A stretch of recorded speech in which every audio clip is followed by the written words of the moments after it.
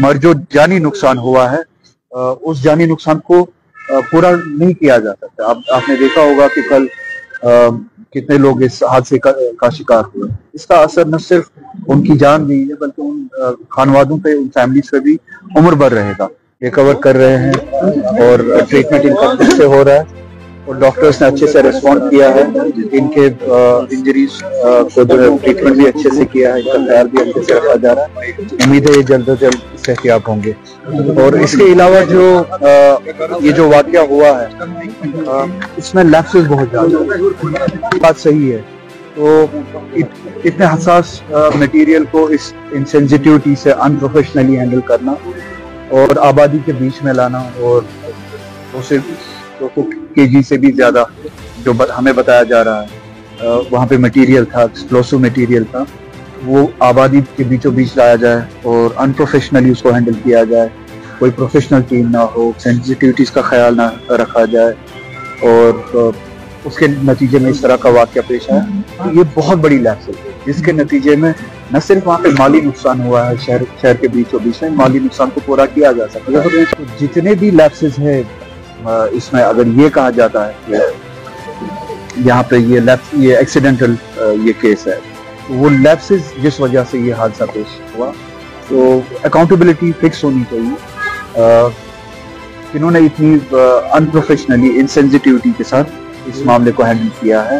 कौन कौन इन्वॉल्व थे, किनकी जिम्मेदारी थी जिन्होंने अपनी जिम्मेदारी नहीं निभाई है, तो एक प्रॉपर रिपोर्ट, इन्वेस्टिगेशन और उसके बाद जो इन लैप्सेस में जो कसूरवार है उनको अकाउंटेबल बनाना चाहिए।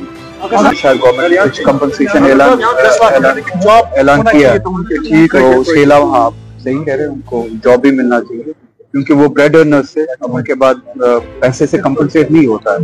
और हाँ, अगर थोड़ा सा राहत मिले, अगर जॉब उनके घर वालों में से किसी को दिया जाए तो वो अपनी फैमिली को आगे चला सकता है। मैं भी देखता हूँ अगर एमपी लैड्स में इसके लिए प्रोविजन हुआ, क्योंकि जहाँ तक मेरी इल्मी है प्रोविजन नहीं है, अगर प्रोविजन हुआ मैं कोशिश करूँगा कि एमपी लैड्स में से भी इंजर्ड के लिए भी इस दुनिया से निकल चुके इस हादसे का शिकार हुए हैं, उनके रिलीफ के लिए एमपी लैड्स में से कुछ दिया जाए। उससे ज्यादा मैं यही बात करूंगा, उनके लिए कंपनसेशन यही होगा, या तो ये बात साबित की जाए कि ये अगर ये कहते हैं कि ये एक एक्सीडेंट था, ये पहले ये साबित करे कि ये एक्सीडेंट था, एक्सीडेंट के अलावा कुछ नहीं था।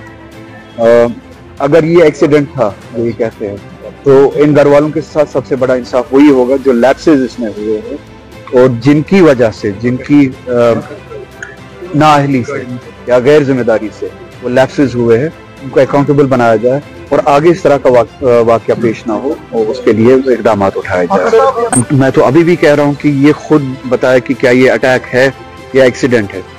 पहले जम्मू कश्मीर में किसी ने जो है रश में कोई स्टेटमेंट नहीं दिया, ना आम लोगों ने ना पॉलिटिशियंस ने। हर कोई ये कहता है कि इसको इन्वेस्टिगेट किया जाए और हमें हकाइक जो है बताया जाए। अगर ये मिलिटेंट अटैक था या टेररिस्ट वाकया था, हमें वो बताया जाए। अगर ये टेररिस्ट वाकया नहीं था तो ये इतने बड़े लैप्सेस, इस हद तक लैप्सेस क्यों हुए? अब सियासत अगर करनी होती तो मैं अपने स्टेटमेंट में ये बताता कि वो गवर्नमेंट जिम्मेदार है, ये गवर्नमेंट जिम्मेदार है, क्योंकि अभी भी आपको पता है कि security, police, law and order या इस तरह के मामला जो है वो अभी भी एलजी के हाथ में। तो ये लैप्सेस जो है इसकी अकाउंटेबिलिटी उन्हीं तक चली जाती है। तो सियासत इस तरह के वाक़ात पे बीजेपी करती है, हम नहीं करते, क्योंकि हम इन वाक़ात के शिकार होते हैं। दिल्ली में आपने देखा हादसा हुआ, सियासत हुई, उस पर कश्मीर के लोगों को टारगेट बनाया गया, अभी भी बनाया जाता है, उसको कहते हैं सियासत। इसी तरह से पहलगाम में वाक़या हुआ, जम्मू कश्मीर के लोग, मुसलमान और गैर मुसलमान सड़कों पे निकले उस दहशतगर्दी के वाक़े के खिलाफ, और बीजेपी ने उस पर सियासत की, पूरे मुल्क में सियासत की और हिंदू मुस्लिम करने की कोशिश की। तो हम जो है हम इन जैसे वाक़ात पे सियासत करते हैं, इसीलिए ये इन्वेस्टिगेशन बहुत जरूरी है ताकि बेगुनाहों पे शक की नजर ना पड़े या शक की नजर से ना देखा जाए। जो कसूरवार है सिर्फ कसूरवार को ढूंढा जाए और कसूरवार को सजा दी जाए, जो बेगुनाह है उनको इस दायरे में ना लाए। इसीलिए हम चाहते हैं कि इन्वेस्टिगेशन खत्म होने से पहले किसी भी कंक्लूजन पे कोई भी ना पहुंचे, एक प्रॉपर इन्वेस्टिगेशन हो, फैक्ट्स को सामने रखा जाए फैक्ट्स की बुनियाद पे एक नतीजे पे पहुंचा जाए, बेगुनाहों को सजा ना दी जाए। अगर किसी ने किसी की इन्वॉल्वमेंट है उस हादसे में, उनको सजा दी जाए। पूरी आवाम उसके जस्टिस के साथ है, सजा दी जाए, मगर बेगुनाहों को इस वाक़े के जद में ना लाया जाए। घर गिराया गया, किस कानून के हिसाब से वो घर गिराया? घर को डिमोलिश किया गया।